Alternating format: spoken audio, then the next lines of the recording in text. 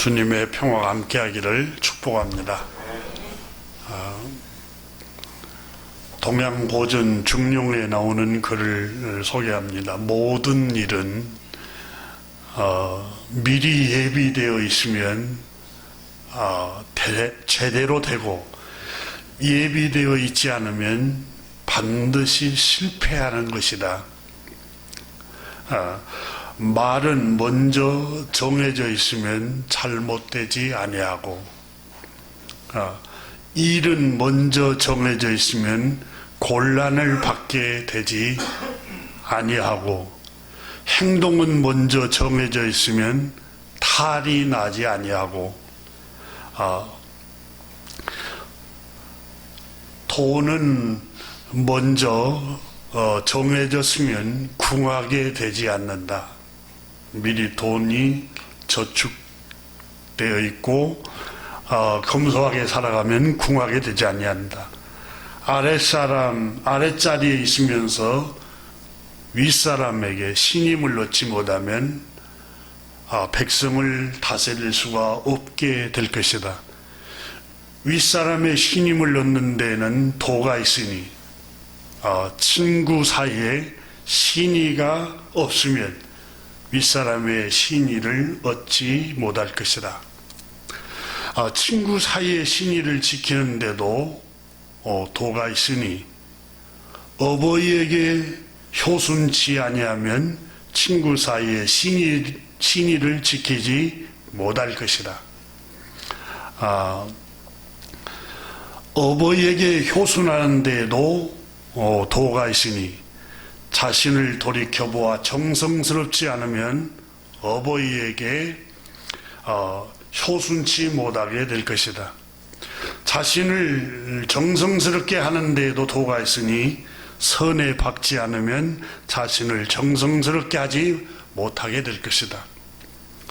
정성이라는 것은 하늘의 뜻이요, 정성스럽게 하는 것은 사람의 행동이다, 도다. 정성스러운 사람은 힘쓰지 않아도 알맞게 되며, 생각하지 않아도 터득하게 되는 법이요, 어젓이 도에 알맞게 되는 것이니, 정성스럽게 한다는 것은 선을 가려 굳게 지키는 것이다. 사람이 정성스러워지려고 한다면 중용에는 조그마한 일부터 시작해야 한다. 조그마한 일이란 소홀히 하기 쉬운 일이라 하더라도 언제나 최선을 다하여 행동하면 그 효과가 나타나기 마련이다. 이러한 조그마한 정성스러운 효과가 나타나면 차차 다른 사람들도 모두 알아볼 수 있을 만큼 정성스러움이 뚜렷해진다. 한번 그것이 뚜렷해지면 누구나 정성스러움이란 무엇인가 밝게 인식하게 된다. 그리고 정성스러움이 어떤 것인가 분명히 인식하게 되면 사람들에게 감동을 준다. 맹자 2루 상편에도 지극한 정성에 움직이지 않는 것이 없다, 이렇게 맹자 선생이 그렇게 말했다고 적었습니다. 지극한 정성스러움에는 모든 게 움직인다는 겁니다. 사람 마음도 움직이고, 또 하늘 우리 아버지 마음도 움직입니다. 아브라함은 오늘 본문의 창조주 하나님께 정성스러웠습니다. 우리가 창세기 12장에 보면은 본토 친척 아버지 집을 떠나라고 하니까 주님을 정성스럽게 섬기는 마음으로 그 말씀을 따라서 행합니다. 아브라함은 창조주 하나님의 말씀을 따르는 일에 정성스러웠습니다. 말씀에 순종하는 일에 정성스러웠습니다. 정성스럽게 말씀에 순종하고 따르다가 고난을 만납니다. 자신의 아내를 사라를 빼앗길 뻔합니다. 정성스럽게 하나님을 섬겼던 아브라함에게 시련은 왔지만 하나님께서 보호해 주시고 지켜주셨습니다. 그래서 오늘 본문에 그의 아내는 아비멜렉 왕에게 빼앗겼지만은 안전했습니다. 다시 하나님께서 아브라함 품으로 돌려보내도록 보호해 주셨습니다. 오늘 본문에 보면은 아브라함과 사라 가정이 네게부 땅으로 이주를 하게 됩니다. 이민을 가게 됩니다. 그 땅은 가데스와 술 사이 그랄 지역이었습니다. 그 지역에 아비멜렉이라는 왕이 그 지역을 다스리고 있었습니다. 아비멜렉 왕은 아브라함의 아내가 너무 아름답고 매력적이어서 아브라함의 아내를 탐했습니다. 그래서 그 아내를 그 권력으로 빼앗았습니다. 그리고 그날 밤 취하려고 마음을 먹고 잠시 잠이 들었는데 깊은 잠 속에 빠져들었습니다. 하나님께서 꿈에 아비멜렉의 두려움으로 나타나셨습니다. 아비멜렉 왕을 두렵게 했습니다. 하나님께서 아브라함의 가정을 보호하기 위해서 꿈을 통해서 아비멜렉을 두렵게 합니다. 아비멜렉하고 하나님이 꿈에 말씀하십니다. 너는 왜 남의 아내를 취하려고 내 앞에서 악한 일을 행하려고 하느냐, 이렇게 말씀하시자 아비멜렉은 깜짝 놀랐습니다. 주님, 이 여자는 남편이 없다고 내가 들었습니다. 그의 오라비 아브라함이 나에게 내 누이라고 했고, 이 여자도 아브라함을 오라비라고 했지 남편이라고 한 적이 없습니다. 그래서 이 여자를 취하려고 했던 것입니다. 주님께서 또 꿈에 아비멜렉에게 강하게 말씀하였습니다. 그래, 너의 동기가 내가 온전한 줄 알았다. 그러므로 내가 너를 죄에 빠지지 않도록, 범죄하지 아니하도록 너를 막으려고 너에게 나타났다고 말씀합니다. 이 여자를 취하지 말라. 이거 남의 아내니라. 이 여자에게 상처를 주지 말라. 이 여자를 고통스럽게 하고 아프게 하지 말라. 그렇지 않으면 너와 너에 속한 모든 가족들, 자녀들을 다 내가 죽일 것이다. 이렇게 하나님 말씀하십니다. 너와 너에 속한 자녀들이 죽지 아니하려거든 당장 이 여인을 남편에게 즉시 돌려보내라. 이렇게 말씀합니다. 만일 내가 돌려보내지 않으면 너와 내게 속한 자는 반드시 죽을 줄 알지니라. 이게 오늘 본문 1절부터 7절에 나오는 이야기입니다. 우리는 지난 시간에 아브라함의 삶의 터전을 이주한 모험 때문에 오는 위기 속에서 임하신 하나님의 은혜에 관해서 나눴습니다. 오늘 본문에 나오고 있는 이 본문은 범죄할 때, 죄를 범했을 때 하나님이 진노하시고 저주하시고 죽이신다는 말씀입니다. 로마서 3장 23절에도 죄의 삭은 사망이요 죄값은 죽음이라고 선언하고 있습니다. 창세기 3장도 아담과 하와가 범죄했을 때 하나님이 너는 흙이니 흙으로 돌아갈지니라 영원히 하나님 저주해버리고 하나님 에덴에서 영원히 살 수 있는 그걸 빼앗아 버립니다. 에덴에 들어오지 못하도록 하나님의 동산, 평화가 있고 안식이 있고 풍요로움이 있는 그곳에, 영원한 생명이 있는 그곳에 들어오지 못하도록 쫓아내버립니다. 범죄하면 하나님이 죽이신다는 겁니다. 이게 오늘 본문의 중심 내용입니다. 하나님께서는 의로우십니다. 그래서 죄를 미워하고 악함을 미워합니다. 역겨워하고 저주하고 진노하시고 심판하십니다. 성경의 죄가 무엇이라고 말합니까? 창조주 하나님의 말씀을 거스르는 것이 죄라고 말합니다. 창세기 3장은 하나님의 말씀을 아담과 하와가 거스릴 때 그걸 불순종이라고 표현했습니다. 하나님의 말씀을 거스려 행동을 할 때에 죄라고 말합니다. 창조주 하나님의 질서를 파괴하는 행위를 죄라고 말합니다. 창조주 하나님께서는 첫째 날부터 엿새 동안 세상을 창조하시고 마지막 엿새째 날 창조주 하나님께서는 하나님의 형상대로 하나님의 모습을 따라서 사람을 창조하셨다고 말씀합니다. 그리고 하나님의 모습대로 남자와 여자를 동등하게 창조하셨다. 그러니까 남자와 여자가 차별이 있는 게 아니라 하나님의 형상을 따라 하나님의 모습대로 남자와 여자를 창조하시고 평등하게 창조하셨다.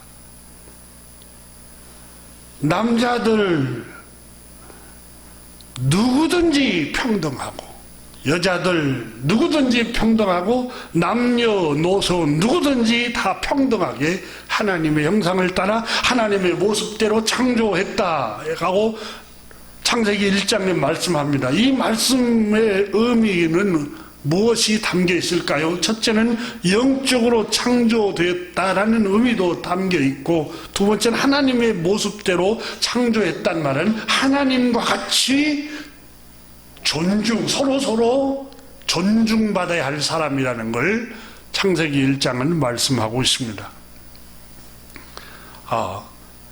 창조주 하나님께서는 서로 누구든지 존중받도록 창조했습니다. 그러므로 하나님께서는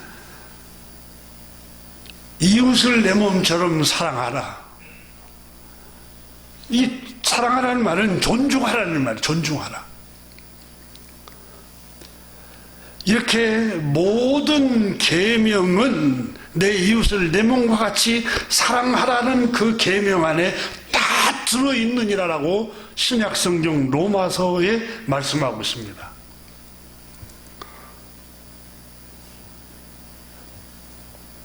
오늘 본문의 아비멜렉이라는 왕은 자신이 맡은 직책이 왕입니다.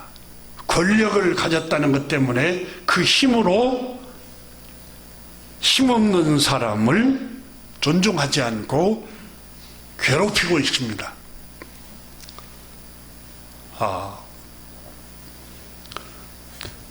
두려움에 떨도록 위협을 하고 있습니다. 아브라함과 사라에게 깊은 상처와 아픔과 고통을 주려고 하였던 것입니다. 이것이 하나님 보시기에 악한 짓이었습니다. 하나님 앞에서 범죄입니다. 다시 말하면 이웃을 괴롭히는 것은 범죄입니다.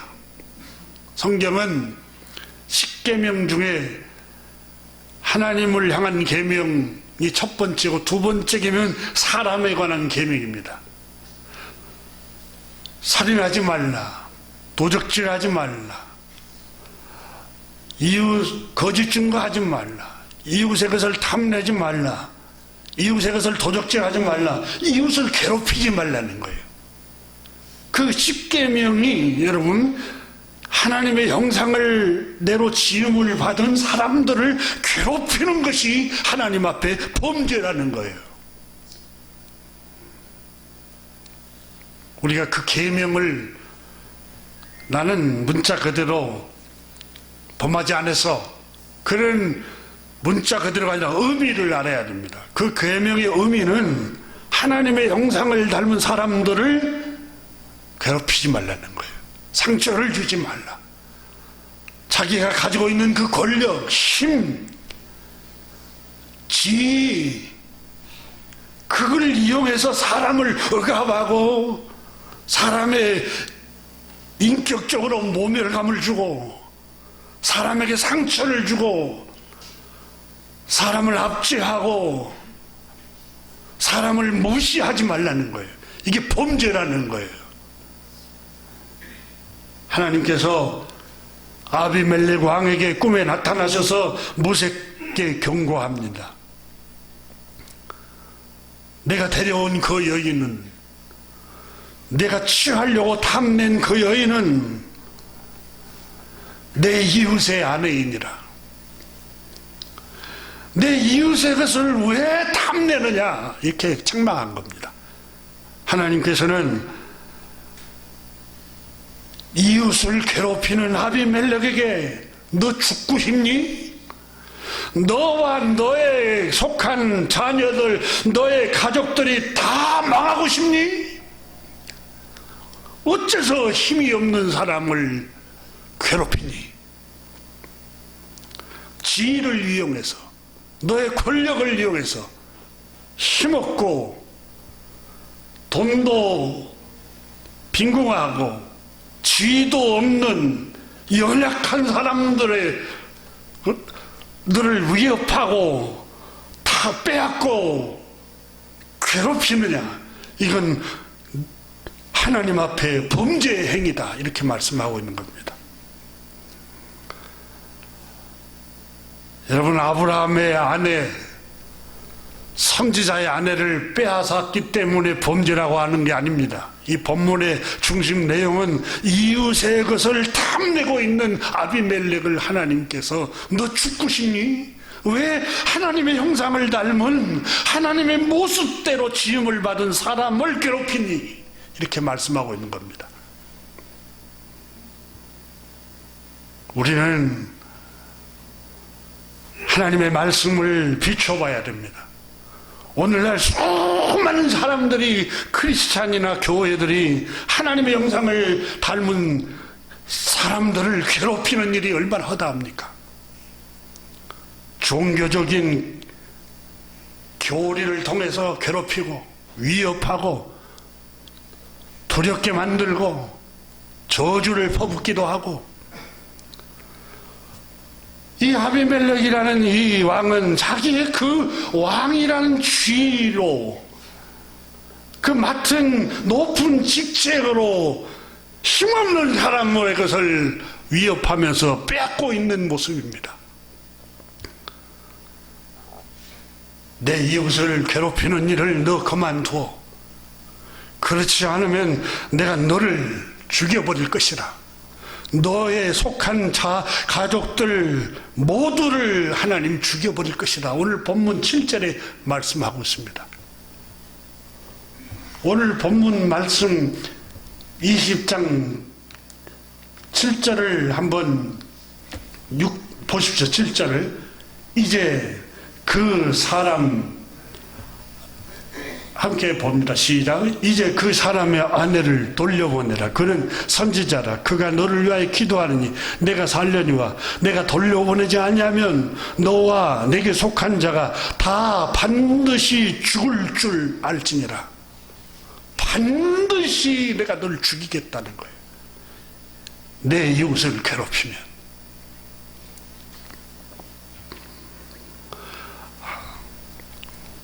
이것을 하나님께서 꿈으로 아비멜렉에게 경고를 하였던 것입니다. 음란한 행위, 자기는 왕이기 때문에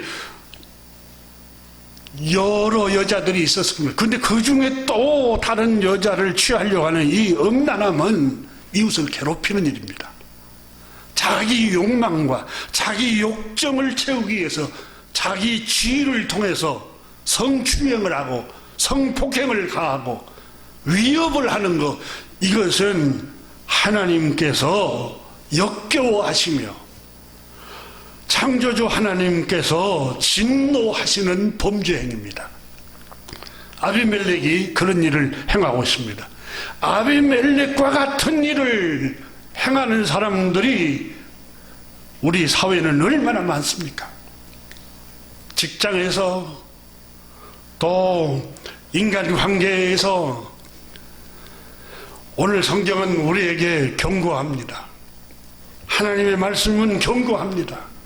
디모데후서 3장에 모든 성경은 하나님의 감동으로 된 것으로 책망과 바르게 함과 의로 교육하게 유익하니, 책망, 경고로 하나님이 말씀하신 겁니다. 창조주 하나님 말씀에 거스르면 죽습니다. 창조주 하나님께서 창세기 1장에 보면은 빛을 창조하시고 낮이라 칭하시고 어두움을 창조하시고 밤이라 칭하셨다. 그리고 저녁이 되고 아침이 되니 이는 첫째 날이니라 창세기 1장 5절에 기록하고 있습니다. 창조주 하나님께서 밤과 아침을 창조하셨습니다. 모든 인간은 창조 질서를 거스르면 죽습니다. 창조주 하나님께서 만드신 자연을 거스르면 죽게 되어 있습니다. 가령 하나님께서 밤을 주셨습니다. 인간에게 쉴 수 있는 수면을 할 수 있도록 밤을 주셨어요. 근데 밤에 잠을 자지 않는다고 생각해 보세요. 과학자들은 잠을 자지 않으면 뇌세포가 교란을 일으켜서 뇌가 망가진다고 그랬습니다. 잠을 자지 않으면 죽습니다. 하나님 만드신 창조 질서를 어기면 인간은 죽습니다. 생물들도 마찬가지입니다. 하나님이 지으신 생물들도 창조 질서에 순응하지 않으면 죽습니다. 식물들이 햇빛을 받아서 광합성 작용을 해서 농가를 만들어내고 열매를 만들어내지 않습니까?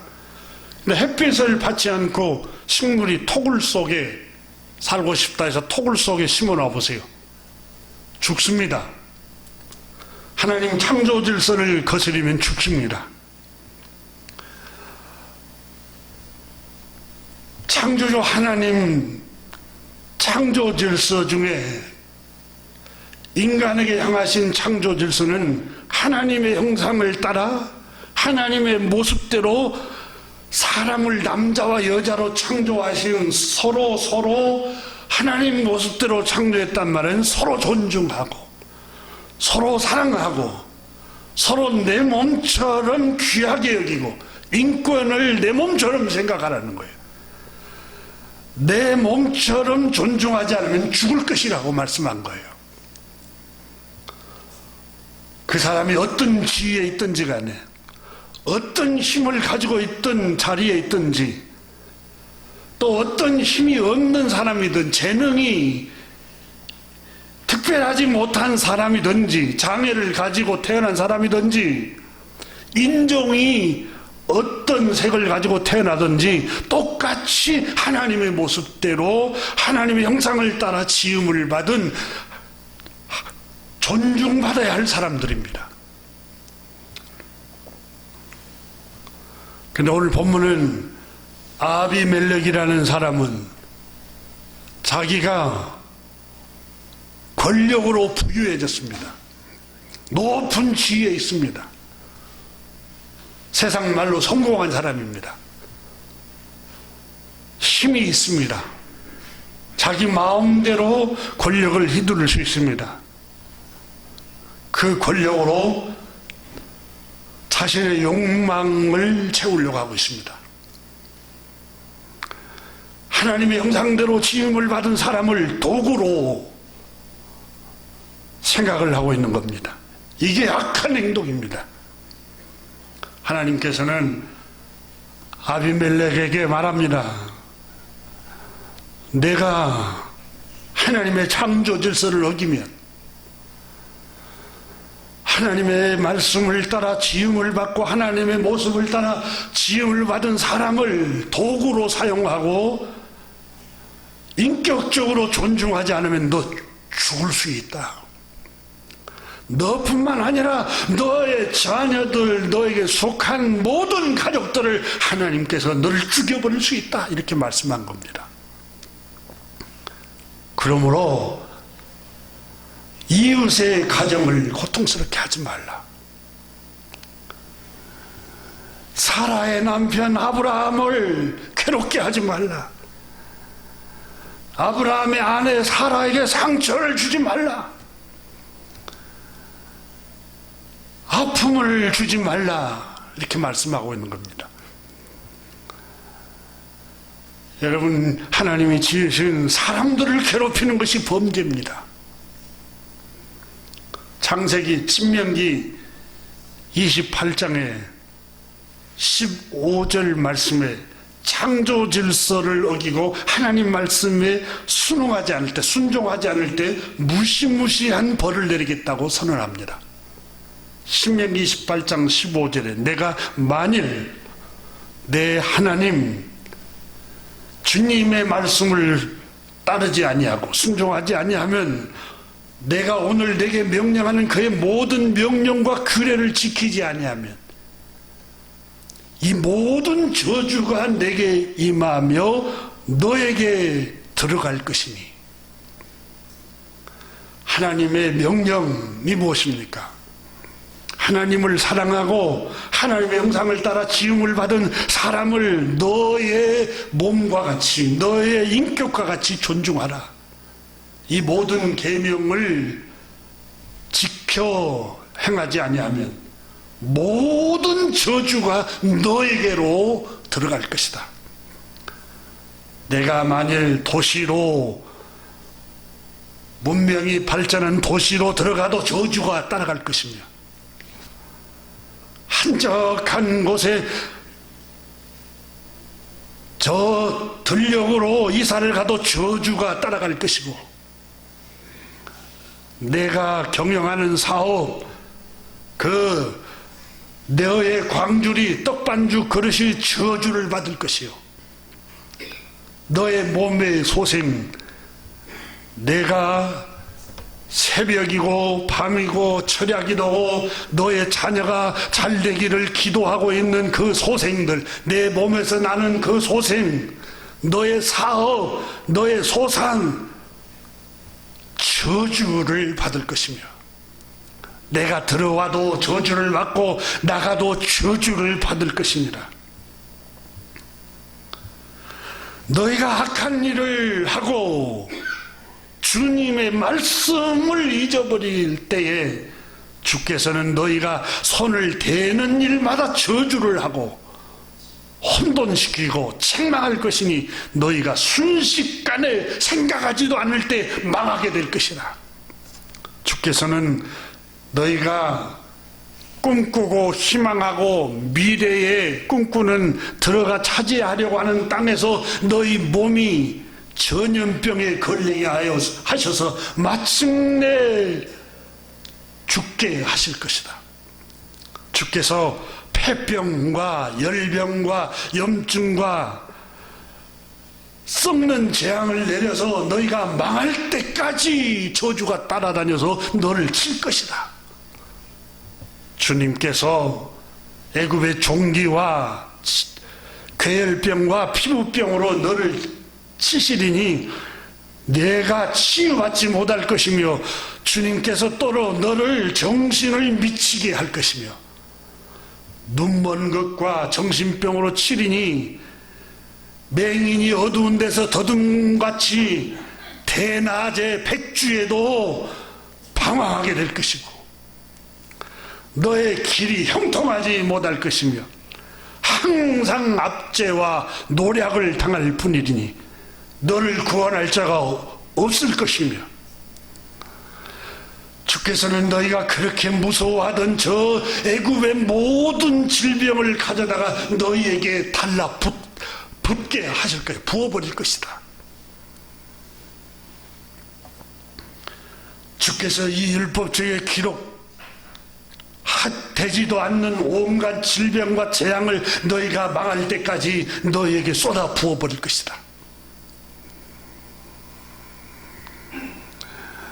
너의 마음의 두려움과 눈이 보는 것으로 말미암아 아침에 이르기를 저녁이 되었으면 좋겠다 할 것이요, 저녁에 이르기를 아침이 되었으면 좋겠다, 이렇게 불안에 시달리는 저주를 부어버릴 것이다.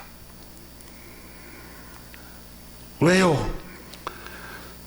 주님의 말씀을 거역하고 주님 말씀을 거스리고 주님 앞에 범죄하고 죄와 악한 짓을 행할 때 하나님께서 이런 저주를 내리겠다고 말씀합니다.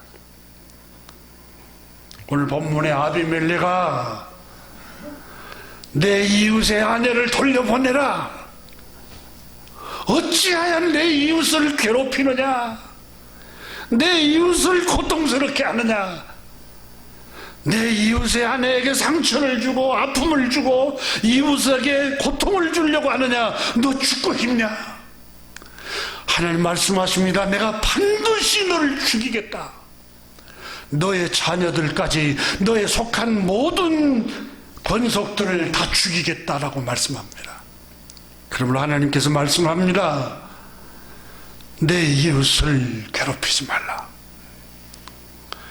내 이웃을 너를 존중하듯이 존중하라는 거예요. 그리고 주님께서 7절에서 말씀을 하고 있습니다. 지금 그 사람의 아내를 돌려보내라. 이제라는 말이 여러분 원문의 지금이라는 뜻입니다. Now, 지금 당장 멈춰라, 그 말입니다.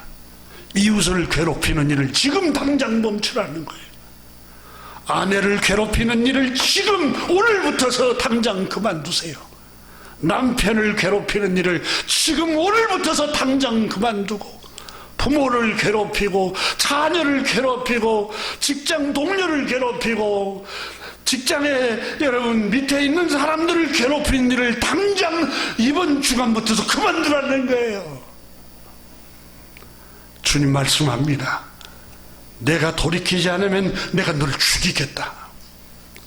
반드시 너의 가족을 건드리겠다. 주님 말씀하십니다.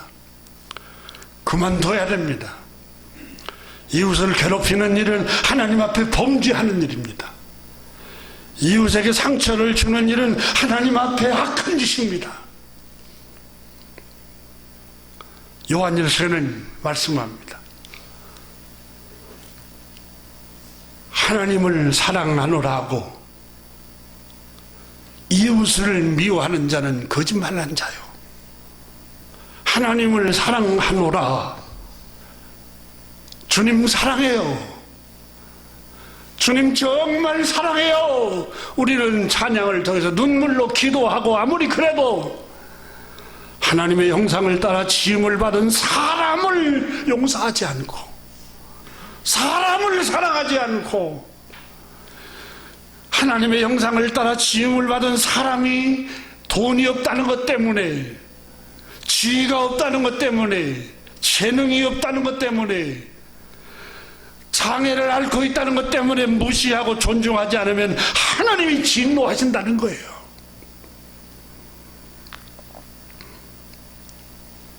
두 번씩 아비멜렉이 꿈에 나타나서 말씀합니다. 아비멜렉아 일어나,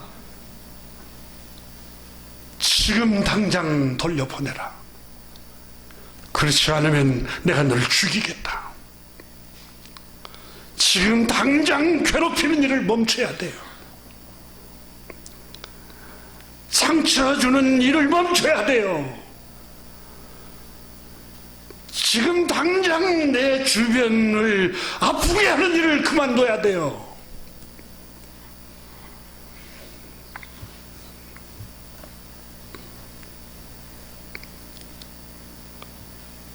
세상 사람들은 이 아비멜렉처럼 자신의 지위를 이용해서 이웃을 괴롭히고 위협을 하고 자기 욕망을 채우려고 하는 경우들이 즐비합니다. 창조주 하나님이 역겨워하는 일을 행하고 있는 일입니다.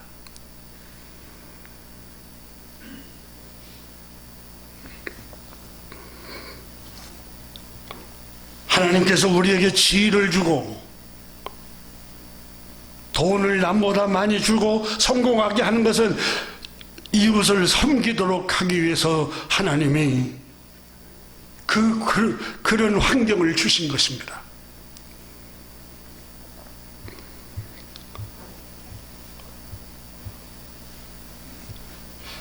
그러나 아비멜렉은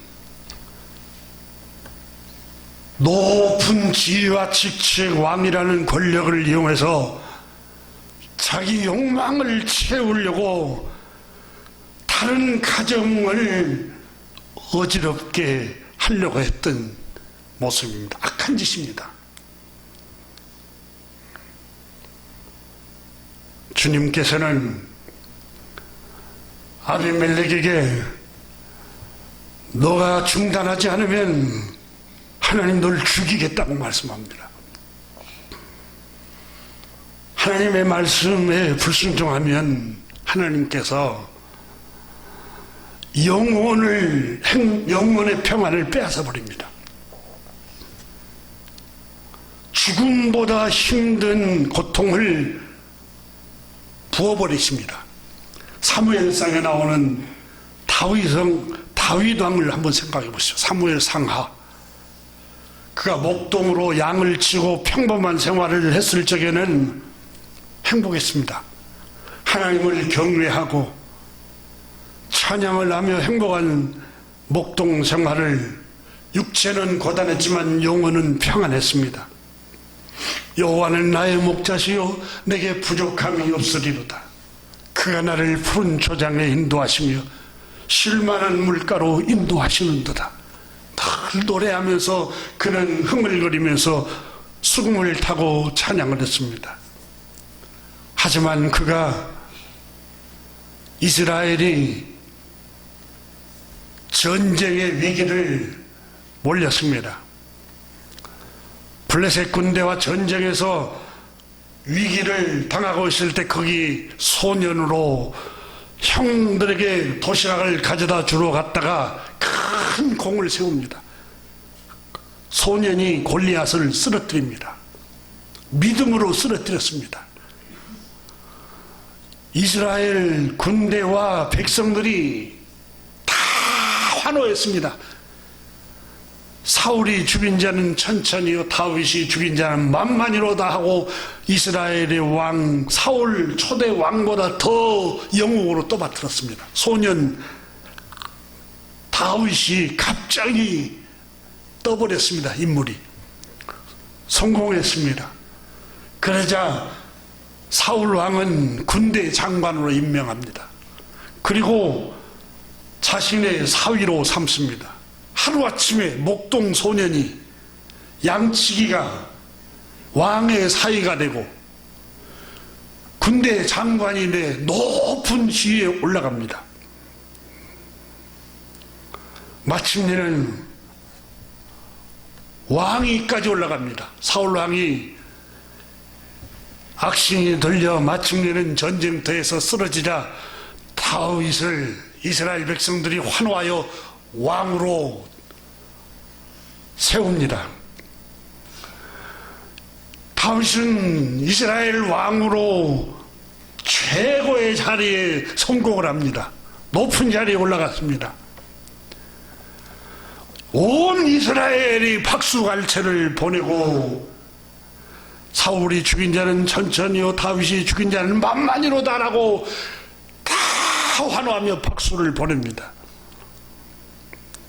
다윗은 마음이 부풀러 올랐습니다.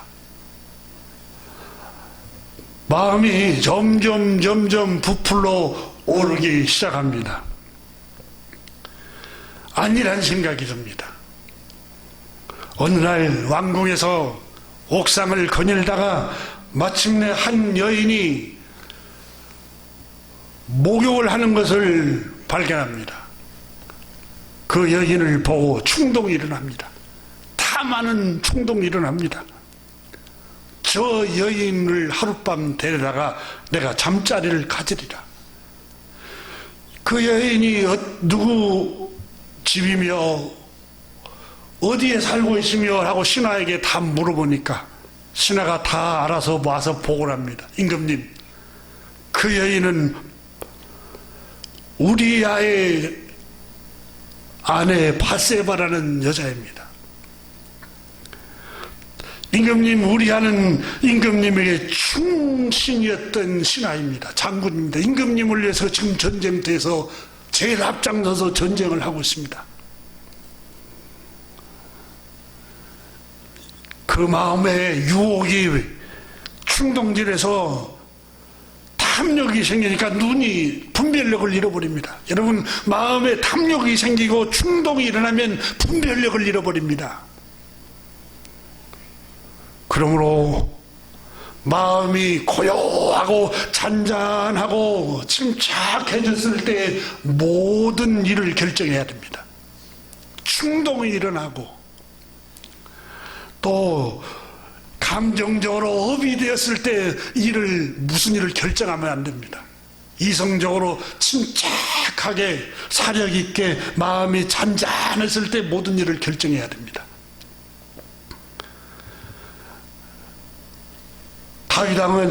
다윗 임금은 이런 충동이 일어나고 이런 욕망이 일어나고 욕심이 눈이 앞에 가리니까 자기를 위해서 전쟁터에서 목숨을 걸고 싸우는 우리아의 아내라는 소리를 듣고 그가 분별을 해야 할 텐데 분별을 잃어버리고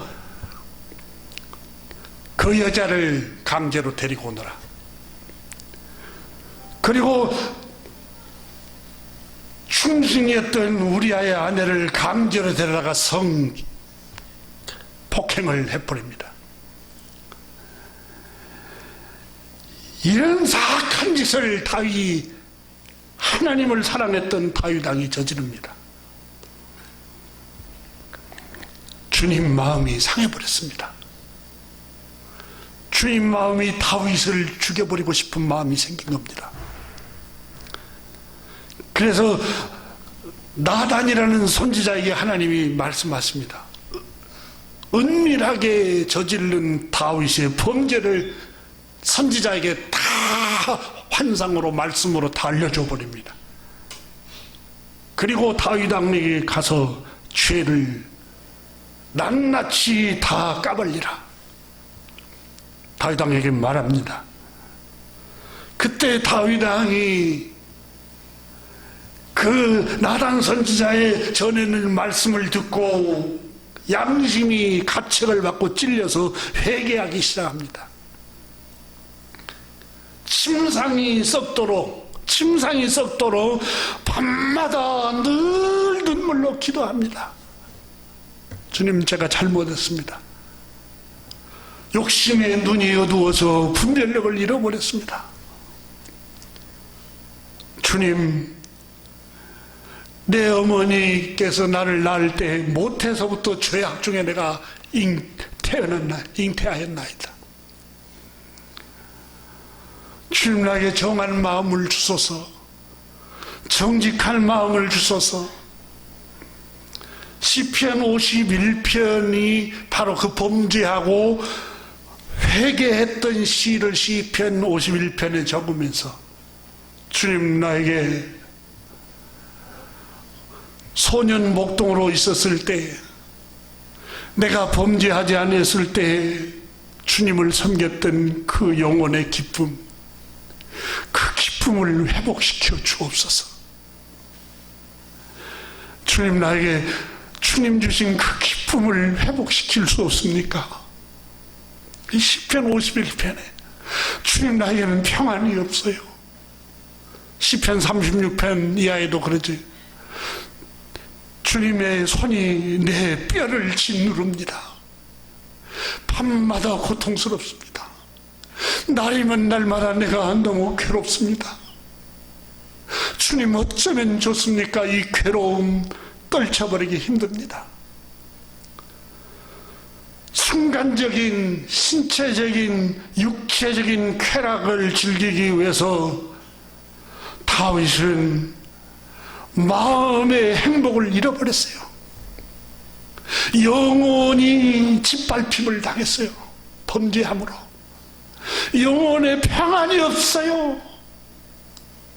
하나님, 내 영혼에 주셨던 그 기쁨을 회복시켜 주소서. 성령님 다시 회복시켜 주소서. 나단 선지자는 말씀합니다. 다윗 임금이여, 당신이 주님 앞에서 악한 짓을 행하고 더러운 일을 행하고 음란한 일을 행함으로 칼이 당신의 집에서 떠나지 않을 것입니다. 그래서 여러분, 그 이후로 다윗 왕의 아들들끼리 서로 살해하고 죽여버립니다. 아들들끼리 싸워서 죽이고, 또 오빠가 동생을 성폭행해버리고, 자기 자식끼리 성폭행을 하고, 칼이 떠나지 않은데 자기 아들 다윗을 가장 많이 닮았던 압살롬, 사랑하는 그 압살롬이 반란을 일으켜서 군대를 동원해서 아버지 다윗을 죽이려고 쫓아갑니다. 다윗은 죽음보다 더 고통스러운 게, 사랑하는 아들이 정말 내 목숨보다 더 귀한 내 아들이 자기 가진 권력을 빼앗겨서 아버지를 죽이려고 군대를 몰고 칼을 들고 자기를 죽이려고 쫓아오는 그걸 생각하니까 정말 죽음보다 더 고통스러웠습니다. 하나님, 차라리 압살롬, 내 아들 압살롬을 살려주고 나를 데려가시지. 다윗 임금을 죽이려고 말을 타고 쫓아가다가 머리가 나무에 걸려서 대롱대롱 하고 있는 모습을 다윗의 신하가 창을 들어서 다윗이 사랑하는 그 아들을 심장을 향해서 쏘아서 찔러 죽여버립니다. 그 소식을 다윗 왕에게 보고합니다. 임금님, 당신의 원수, 당신을 죽이려고 했던 그 원수, 당신의 아들 압살롬이 다행히 죽임을 당했습니다. 그 아버지 다윗이 시원하다 그랬겠습니까? 아닙니다. 성경에 말하기를 내 아들 압살롬아, 내 아들 압살롬아, 너의 죄 때문이 아니라 내가 남의 아내를 강탈을 하고 음란하고 범죄했기 때문이다. 아마 자기 스스로 아마 그런 생각을 했을 것입니다. 성경에는 구체적으로 그렇게 기록이 되고 있지 않지만 시편에는 주님, 내 죄를 용서해 주세요. 주님의 손이 뼈를 짓눌려 이긴 것처럼 내 진액이 마르나이다. 여름 가뭄처럼 내 진액이 마릅니다. 너무 고통스럽습니다. 순간의 육체의 쾌락을 충족시키기 위해서 영원의 평화를 다윗은 잃어버립니다.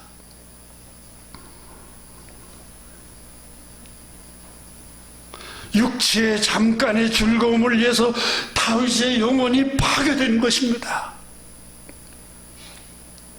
여러분, 음란하고 악하고 더러운 쾌락을 위해서 우리의 영혼이 파괴되면 행복하게 살 수가 없습니다. 다른 사람에게 고통을 주고 아픔을 주고 상처를 주는 게 성추행입니다. 악한 짓입니다. 이게 오늘 아비멜렉이 왕이 다른 사람의 아내를 괴롭히려고 하는 게 오늘 성경에 기록되고 있지 않습니까?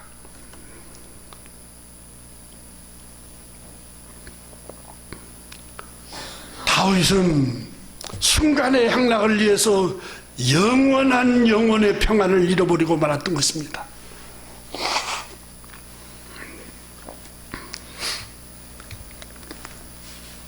이 세상에서 가장 큰 행복이 있다면 그것은 영혼의 평안입니다. 먼저 살다간 선현들의 글을 읽어보면 마음이 태평한 것이 보물이다 이렇게 적었습니다. 마음이 태평한 것이 보물이다. 세상에서 가장 큰 행복은 마음의 태평이다. 마음의 걱정과 근심이 없이 평안한 상태가 인생에서 가장 큰 행복이라고 말하는 것입니다. 태평은 근심 걱정 없이 느긋하고 평안함을 의미합니다. 마음의 태평은 단순히 외부의 환경이 좋은 것이 아니라 내면의 마음이 고요하고 평온한 상태를 말합니다. 아무리 재물이 많아도 불안에 시달리는 사람이 많고, 아무리 인기가 많고 사람들의 박수갈채를 받아도 마음에 불안과 불안장애로 잠 못 이루는 불면증에 시달리는 사람들도 수없이 많습니다. 마음이 불안하고 쫓기면 행복할 수가 없습니다. 여러분, 얼마나 이 아비멜렉이 불쌍한 사람입니까? 그 지역의 왕입니다. 최고의 권력자입니다. 지금 남의 아내를 빼앗으려고 하는 것은 그 마음의 상태를 어떤 상태로 표현합니까? 목마른 영혼의 모습을 보여줍니다.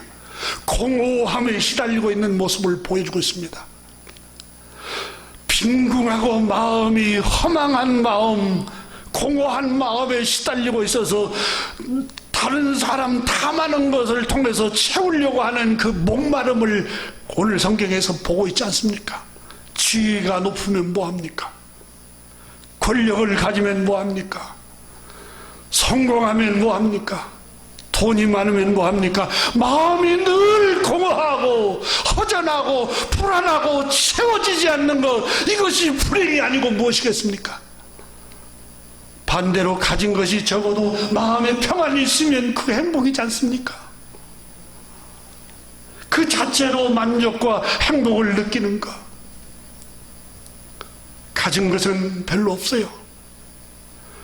다른 사람이 보았을 때 나를 남루하게 봐요. 빈핍하게 봐요. 무시할 수 있어요. 사회적인 지위가 없다고 해서 나를 사람 취급 안 할 수도 있어요. 괜찮아요. 우리 마음에 고요함이 있고 평안함이 있고 우리 마음에 여러분 하나님 주신 평화가 있으면 그게 행복입니다.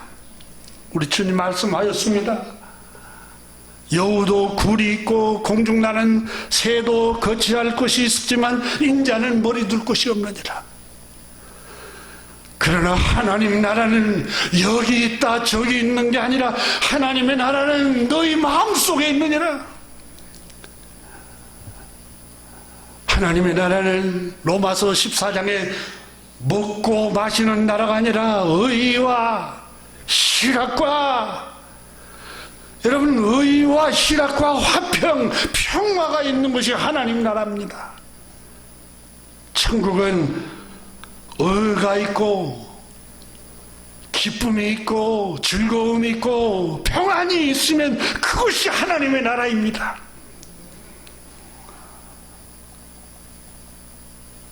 창조주 하나님의 말씀에 순종하고 그 말씀을 주야로 묵상하고 그 말씀을 따라서 생활하면 우리의 영혼은 평안합니다. 내 영혼 평안해, 내 영혼 평안해. 세상에 물결이 치고 바람이 불어도 하나님의 말씀이 우리 마음속에 다스리기 시작하면은 우리 마음 평안해집니다. 우리 마음속에 여러 가지 올라오는 욕정들이 있습니다. 유혹이 있습니다.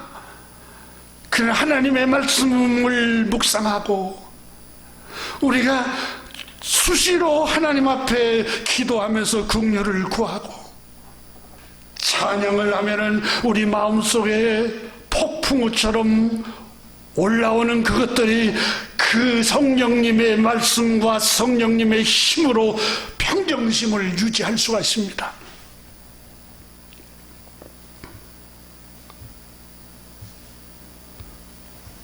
하나님의 말씀은 우리를 가장 평안으로 인도하는 생수의 강입니다. 주님께서는 악인에게는 평안이 없느니라 라고 말씀하셨습니다. 이사야 57장에도 악인은 평온함을 얻지 못하고 악인에게는 평강이 없다 하셨느니라 그랬습니다. 행복은 세상적으로 성공한다고 행복하지 않습니다. 높은 지위를 얻고 유명해진다고 행복하지 않습니다. 오히려 평범한 삶이 평안을 누리는 행복의 길로 인도하는 경우가 더 허다합니다. 오늘 본문 말씀에 이제 그 사람의 아내를 돌려보내라. 7절에 내가 돌려보내지 아니하면 너와 내게 속한 자가 반드시 죽을 줄 알지니라. 여러분, 가정과 저희 가정이 다 잘 되기를 주님의 이름으로 축복합니다. 죽지 않고 평안하고 잘되고 형통하고 평탄하고 순탄하기를 주님의 이름으로 축원합니다. 그러기 위해서는 여러분, 하나님 앞에 범죄하지 말아야 합니다. 범죄가 뭡니까? 하나님의 형상을 닮은 이웃을 괴롭히는 일입니다. 아비멜레가 now 지금 당장 죄를 멈춰라. 악한 생각을 버리라. 지금 당장 이웃이 고통당하고 있으니 그 이웃에게 다시 되돌려줘라. 그렇지 않으면 지금 하나님께서 말씀하신다. 너와 너에 속한 모든 자를 반드시 죽일지니라. 사랑하는 교우 여러분, 회개는 감정적으로만 슬퍼하고 눈물로만 흘리면서 주님 내가 잘못했습니다 이런 게 회개가 아닙니다. 회개는 성경에 되돌아감,